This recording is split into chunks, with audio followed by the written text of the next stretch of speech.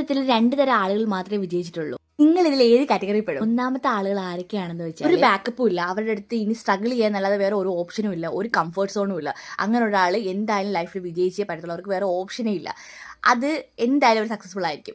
കാരണം ഫെയിലിയർ എന്നൊരു ഓപ്ഷനെ അവരുടെ അടുത്തില്ല. അവർ എന്ത് വേണമെങ്കിലും ചെയ്യും, എത്ര കഷ്ടപ്പാടുള്ള അനുഭവിക്കും അവരുടെ ലൈഫ് സെറ്റ് ചെയ്യാൻ വേണ്ടിയിട്ട്. രണ്ടാമത്തെ ആളുകൾ ആരൊക്കെയാണെന്ന് വെച്ചാൽ ബ്രൂട്ടലി ഹൈ സെൽഫ് സ്റ്റാൻഡേർഡ് ഉള്ളവരാണ്. അവരവരുടെ കംഫർട്ട് സോൺ വിട്ടിട്ട് എന്ത് വേണമെങ്കിലും ചെയ്യും. അവരുടെ അടുത്ത് ഓൾറെഡി ബാക്കപ്പ് പ്ലാൻ ഉണ്ടായിരിക്കും, പണം ഉണ്ടായിരിക്കും, എവറിത്തിങ് ഉണ്ടായിരിക്കും. പക്ഷെ അവർക്കൊരു ഗുഡ് കരിയർ അല്ലെങ്കിൽ സക്സസ്ഫുൾ ആയിട്ടൊരു ഐഡന്റിറ്റി ഇല്ല. എന്തെങ്കിലും ജീവിതത്തിൽ ചെയ്ത് കാണിക്കണം എന്ന് ഭയങ്കരമായിട്ട് ആഗ്രഹിക്കുന്ന ആളുകളായിരിക്കും. ലൈഫിൽ എങ്ങനെ എന്തൊക്കെ പ്രശ്നം ഉണ്ടായാലും ഇത് എനിക്ക് അച്ചീവ് ചെയ്തേ പറ്റൂ എന്നുള്ള ഒരു സ്റ്റാൻഡുള്ളവരായിരിക്കും അവർ.